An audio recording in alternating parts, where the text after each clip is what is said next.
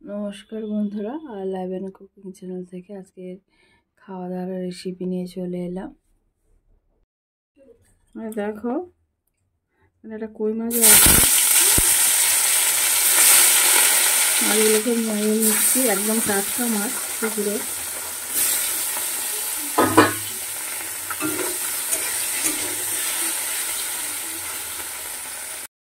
উল্টে দেবো। একদম টাটকা মাছগুলো রেখে দেবো না, সহজেই উল্টে দেওয়া যাচ্ছে।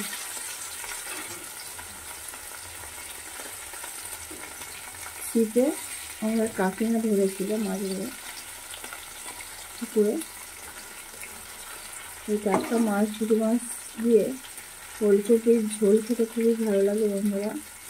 তোমরা একবার বাড়িতে ট্রাই করে দেখো, খুবই ভালো লাগে। টাটকা পুকুরে যে কোনো মাছ দিয়েই ঝোল খুব ভালো লাগে। আর এখন যেহেতু শীতের সিজন চলছে, এই সবজিগুলো তো খুব ভালো অ্যাভেলেবেল হয়ে গেছে।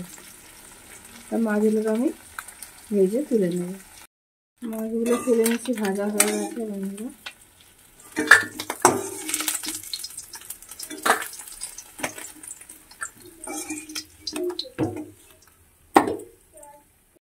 মাছটা তুলে নিয়ে দেখো, 5 ফোড়ন দিয়ে দিলাম। কেটে রাখা আলুগুলো কেটে দিচ্ছি।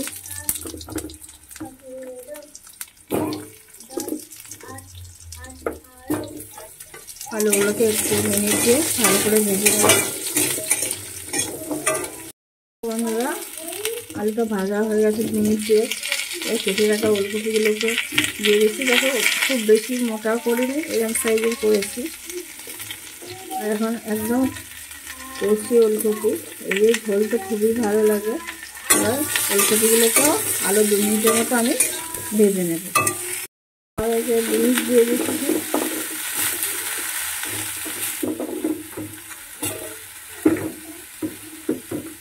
আর তার সঙ্গে দুটো কাঁচা লঙ্কা দিয়ে দিচ্ছি।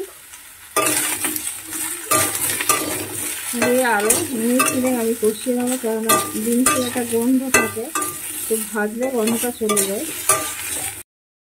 কিছুটা আদা বাটা দিয়ে দিলাম। আদা জিরে দিয়েই রান্নাটা হবে। আর তার সঙ্গে টমেটো দিয়ে দিলাম। আদার সঙ্গে আরও মিনিটখানে কষবো, কারণ বেশি আদা কষার দরকার হয় না। আদা বেশি করলে তেতো হয়ে যায়। হলুদ দিয়ে দিচ্ছি। 7 চামচের একটু বেশি হলুদ দিলাম। লঙ্কাগুলো দিচ্ছি 1/2 চামচেরও কম, কারণ আগে কাঁচা লঙ্কা দিয়েছিলাম। জিরে গুঁড়ো দিচ্ছি 1 চামচ। মানে ধনে গুঁড়ো ব্যবহার করবো না। স্বাদ অনুযায়ী লবণ দিয়ে দিচ্ছি। দিয়ে সামান্য জল দেবো, যাতে মশলাটা পুড়ে না যায়।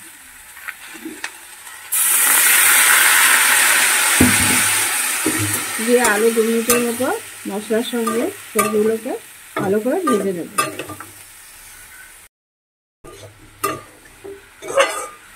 বন্ধুরা দেখো, মিনিট 3 আমার কষানো হয়ে গেছে। সবজিগুলোর সঙ্গে মশলাটা ভালো করে ভেজে নিয়েছি। বেশি ভাজার দরকার নেই। আর এবার আমি জল দিয়ে দিচ্ছি।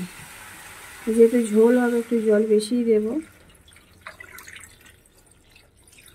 সবজিগুলো ডুবে থাকবে। দেখো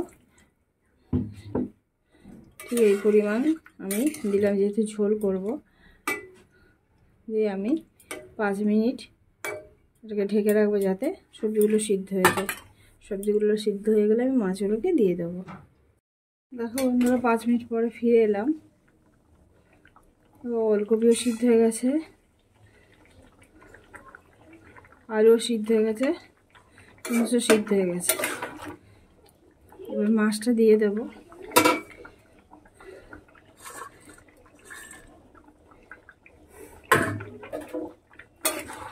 দিয়ে আর মিনিট 2 আমি ঢাকনা চাপা দিয়ে রেখে দেবো। তাহলে কমপ্লিট হয়ে যাবে আমার এই ওলকপি বিনস আলু দিয়ে পুকুরের টাটকা পুঁটি মাছের ঝোল। বন্ধুরা দেখো, হয়ে গেছে। বন্ধুরা, আমার এই রেসিপি যদি তোমাদের ভালো লেগে থাকে, তাহলে অবশ্যই একটা লাইক, কমেন্ট, শেয়ার, সাবস্ক্রাইব করে দেবে।